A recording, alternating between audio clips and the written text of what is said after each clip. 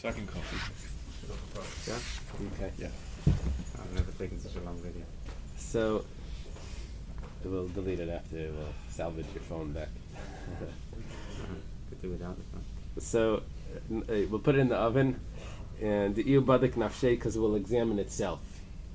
Oisvei, they put it in the oven, and nafal tilchi, and the pieces of the meat just dropped off it. Just like fell apart. Because of the bite. Kari Shmuel aleh the Rav, Shmuel said regarding Rav, lo yu'inal tzaddik kalaven, that no mishap befalls the tzaddik. Kari Rav aleh the Shmuel, Rav says about Shmuel, kol raz honestly, that no secret is withheld from him. Shmuel knew the solution, and Rav was saved from eating it. Rav thought that it was kosher. Rashi adds in Le'yonel Tzaddik that Shmuel is saying this, that the fact that he was there, Shmuel is saying that the fact that I was there, Shmuel is saying that helped him from not eating it. So there's a lot of messengers. Hashem has many. So what happened to the piece of meat? What happened? It fell apart. What is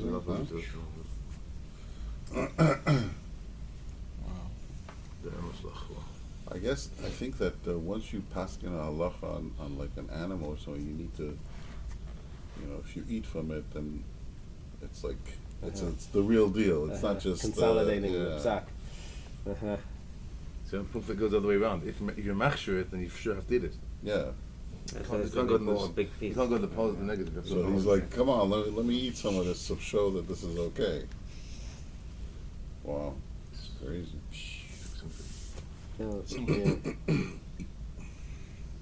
Okay. There's a lot of stories. Rav Yosef was very. Where was what no, was Yosef no, right here. He said if you eat the 16 eggs and the 49. Oh, I mean, this is like. Right. What do you think? Any pshat? It says something. I don't know. Do you have something over there? What's he referring to? Check out it. You deleted the chidushim? You should learn beforehand. Okay. Simani behema. We have a new Mishnah. Simani behema v'chaya nemru min. The signs of a kosher animal or a wild animal, that it says in the Torah. The simani oiflei nemru. However, it doesn't say the signs of a bird. It just lists us the non-kosher birds, but we don't have the signs of it. We don't have what characteristics. Avalamar chachamim, but the sages have it. They say, kol oif tami. Any bird, a bird of prey. Rashi explains that it puts its claw on the prey, and it lifts up from the ground what it eats. So I guess it has 1 foot down and lifts it up. Rips it up. It rips it out. Like an eagle.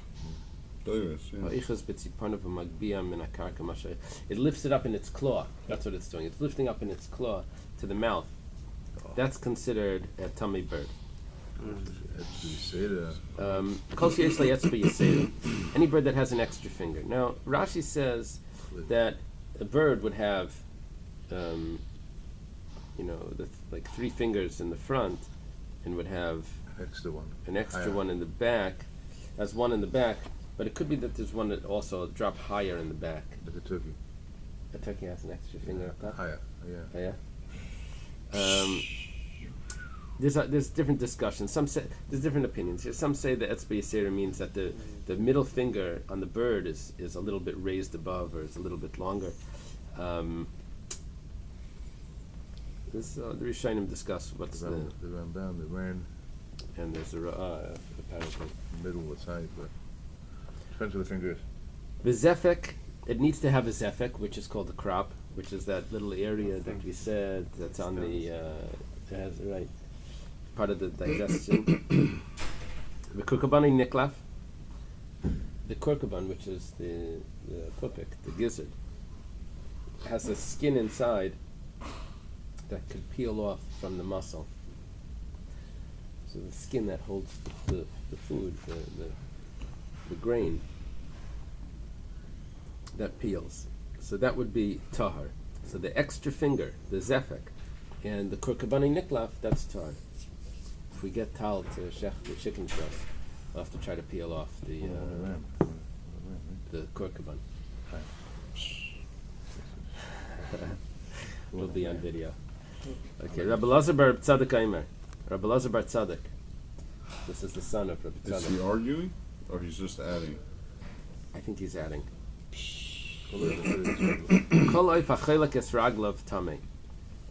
Any bird that divides its fingers, it divides its claw 2 and 2. If you put it on a string and it grabs the two and two, so then that's considered a tummy bird. Is it considered a dairis, or it's just considered tummy? It sounds like it's dairis, but it doesn't. I don't know. Dairis sounds more like like a prey. Right. So what does he say? Dairis. It says. It's a dairis. How does a Raish say with Dairis? The tongue. But a peacock and a macaw, they don't. They eat nuts. Is a peacock not kosher? No. I mean, like the parrot, a parrot. You can't eat parrots. Oops. They don't eat animals. Oh, it's so good. They're not dairis. I don't know if it's actually not kosher because it's really not kosher, or just we don't have the tradition for With a it. Masada. Is it one of the 21 birds? Based on Rabbi Lezer of Tzadok.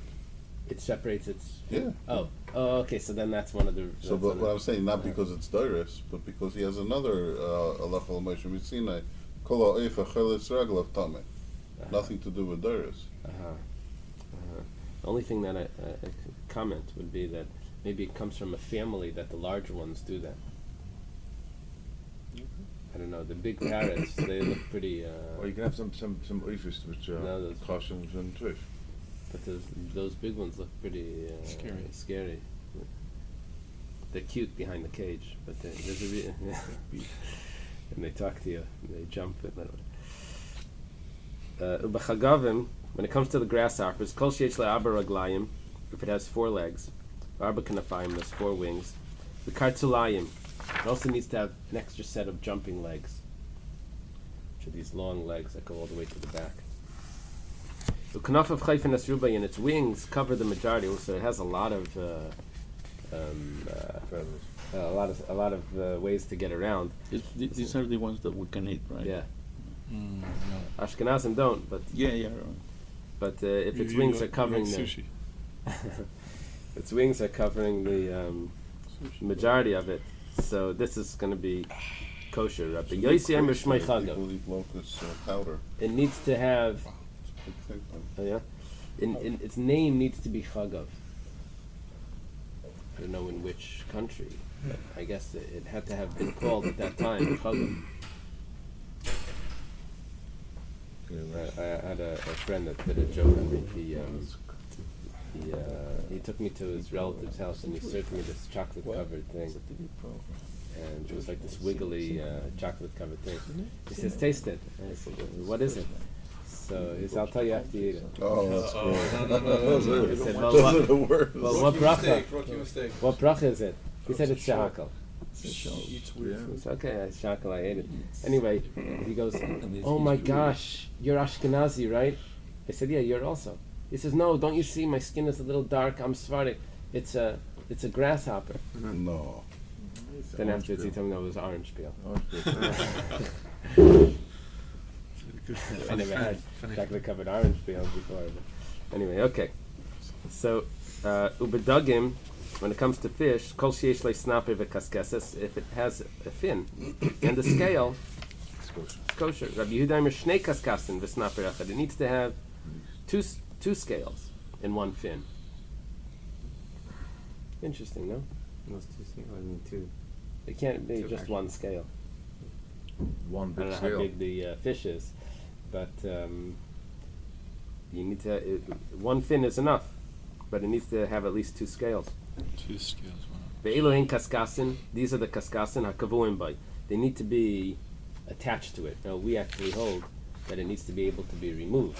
It can't be so attached that it doesn't. Hakavum by must mean that it's attached, but you can pull it off. It's napir napereach behem, and this in the fins. You see the snapper has the word fin in it. You just have to read it backwards. Fin. Floats. And scales, kas is like is a scale. Kas. scale. You see the word in there a little bit. See, forget. He says the Rambam states that he received a report about a type of fish that actually had but a single scale on its tail. One scale. Wow. Is mattered? No, one scale would only be kosher according to Not the Rabbi Tanakama. Yehuda, Oh, maybe we don't go like Rabbi Yehuda. It's machlekes. That's very interesting. Does it say if the Rambam says it's kosher? Okay, Tana Rabbanan. I'm sorry, the last word, Snapir Naperechbem, the fins is what makes it swim. Tana Rabbanan, the rabbis taught in a Braisa. Eily Simani Behema, this is the signs of a kosher animal. Kol Behema Mafresas Parsa, any animal that's Mafresas Parsa, that has a split hoof, V'goimer, etc. Kol Behema Shemala Skera, any animal that chews its cud, obviously doesn't have upper teeth in the front. Utahira, and that's going to be tahar. See, what happens is, if it chews its cud, that means it rips the grass out of the ground and it only uses its lower teeth. Then it swallows the grass and it starts the digestion process, and it turns it like into this ball that it regurgitates, and then it can chew it up with its back teeth, and it swallows it again, and then it goes into through the whole stomach, the other three stomachs. Uklalahu, the Gemara asks, is that a rule? Very gamal the malageruhu. We have a camel. It's malagera. Ve'in lashinayim lamaila. It doesn't have upper teeth. Vitame, the camel. Gamal, camel. It's the same word, right? Similar. And it's not kosher. The Gemara says gamal nivi yislay. A camel has the canine teeth, what are they called, cuspid, the teeth on the corners. So that's a sign it's not kosher. The Gemara says very ben gamal. But what about the small. When it has a young camel that doesn't have them yet? The nivi nami leslay. It also doesn't have that. The Sue, and another question, Hari Shafan Var Nevis, what about the what's the Shafan?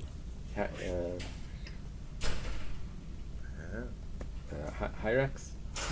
And the Arnevis is the rabbit, the hare. The Malaskei Rehain, that they chew their cud, V'yesh Lahem Shinaim Lamaila, and they have upper teeth. Utmeim. 1 second. V'yesh Lahem Shinaim Lamaila is not a problem. Right. That's why it's The mala, there's two parts of the mouth, the upper part and lower part. right. The upper part is not kosher. No, if it has teeth on the upper part, it's tummy. That's what we can understand. So why is that a Well, question? we're asking here is that we were thinking that malaskera means that it doesn't have the upper teeth.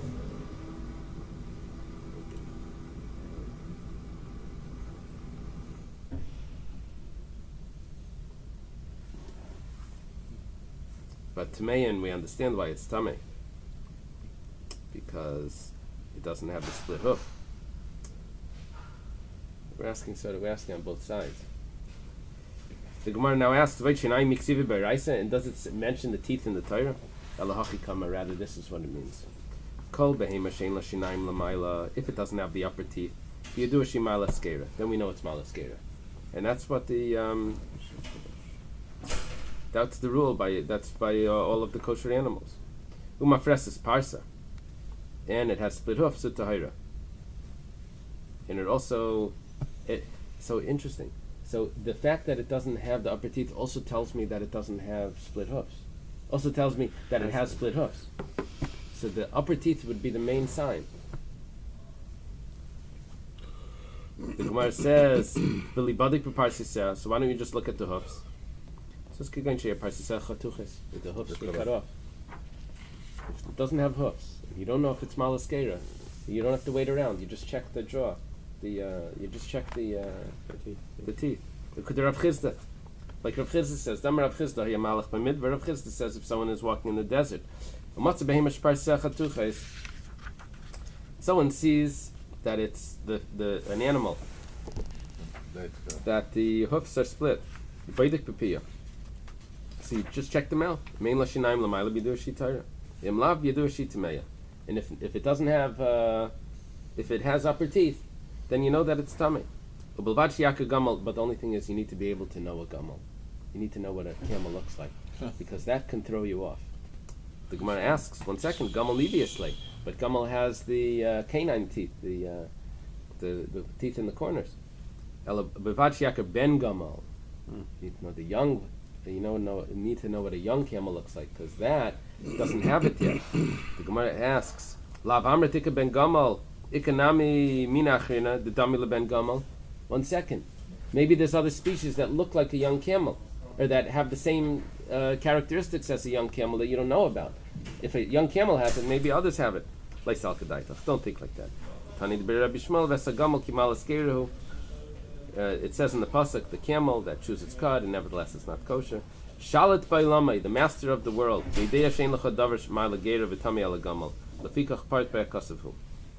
master of the world knows that there's only one animal like this that is malagera, chews its cud, and it's still tamei, and that's why it says who.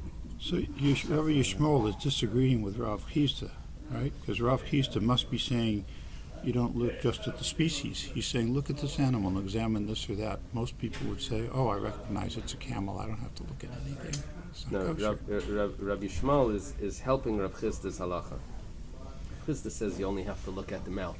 The mouth, teeth. As long as you know the camel.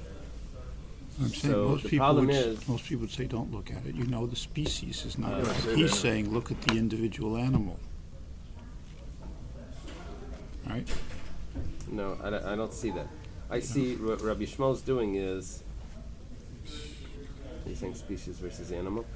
What the Gemara in the context, what the Gemara is doing is it's saying 1 second there may be another type of animal that we don't know about that doesn't have the teeth and it's really not kosher. And how's Rav Chisda saying you can get away with it just by looking at the teeth? So the Rabbi Yishmael is saying no. So because in the Torah it says a camel, there is no other animal other than the camel that doesn't have the teeth and is not kosher. That's the only one in the whole world. Okay, we'll have to stop here. It's not 8 o'clock.